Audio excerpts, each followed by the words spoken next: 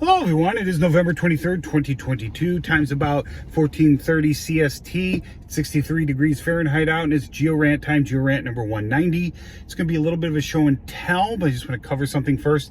As most of you may already be aware, we classify rocks in the field, or basic petrographic analysis based on visual classification without busting up the rock, trying to get the oxides out and identifying it that way.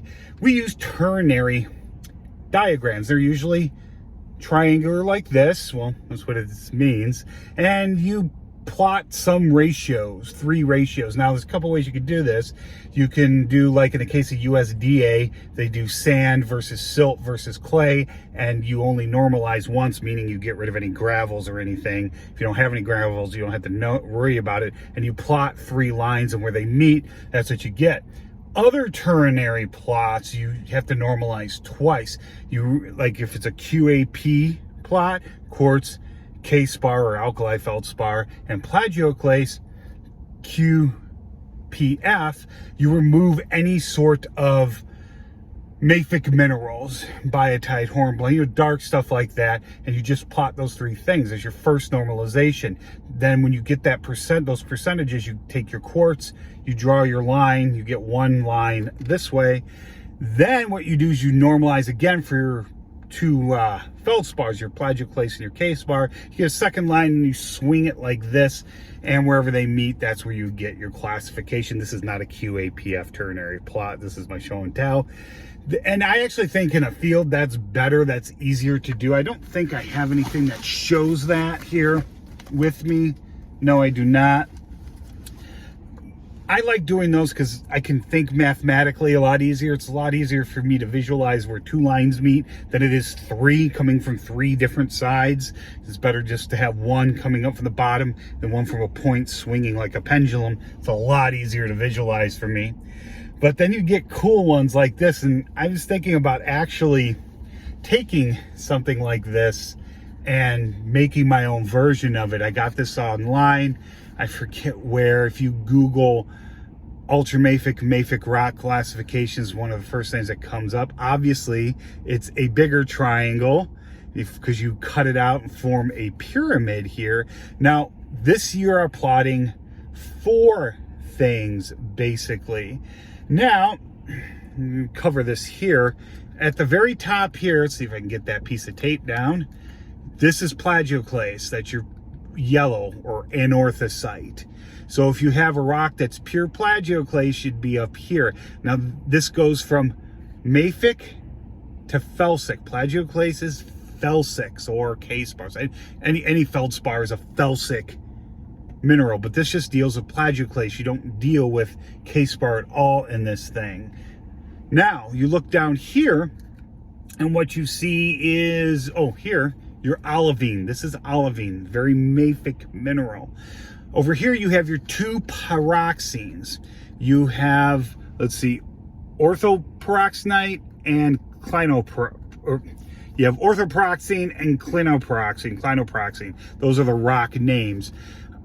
Augite, I believe, is clino, it's monoclinic. Ortho forms orthorhombic crystals, but they are the same group. They're all pyroxenes. They're broken out here because they're used for identification relative to olivine and plagioclase, according to this. Now, even though this is a very complicated 3-dimensional thing, you don't need to use the whole thing here, and I'm going to get into that for a minute. If you have a mafic rock, these are your 3 mafic sides here. And if you know you don't have any one of the other of the pyroxenes, you don't need to do it. Like if you have olivine, you're going to obviously use olivine here.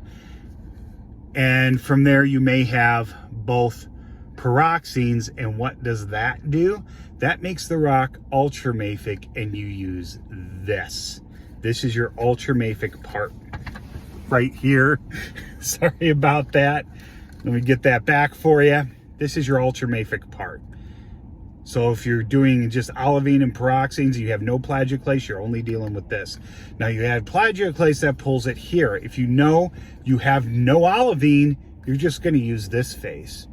If you know you have no CPX, clinopyroxenes, you are just going to use this here. See, so you don't need to do the whole thing. It depends on what ratios you have. This is just a good guide though, because it shows you some things. It shows you gabbros. See here on the corner here, right here and here. They're consisting of clinoproxene, CPX, and plagioclase mostly. They don't really have a lot of olivine in them. I mean, they can. You just flip it this way or flip it this way if you start getting some orthoperoxenes. But very commonly, the biggest mineral assemblage in a gabbro is going to probably be, let's see. Wait, where's that gabbro go? There it is. It's going to be augite and some sort of plagioclase. And, you know, you go from there. If you have plagioclase and no olivine and no CPX, but OPX, orthoperoxene, you know, you're going to get your norite. Norites are common in the sub-area impact area and even in the Upper Peninsula a little bit. But most rocks are somewhere on one of these faces. They're very rarely right on any of these lines here. So I just thought I would show that to you because I thought that was cool. So if you have plagioclase at all, you're going to be using one of your mafic triangles here, depending on if you have olivine or if you have clinoproxene, CPX to OPX, orthoperoxenes, or olivine. Okay. And if you have all three of those mafics, because this one's felsic, you're just going to use your ultramafic classification here. Anyway, I think that's it. I just thought that was a little nifty. I found that online and I made a little pyramid for you. Like I said, I might actually start making these, something a little more resilient than cardstock. Anyway, that's it. If you have any questions or comments, please leave them below. I hope you learned something.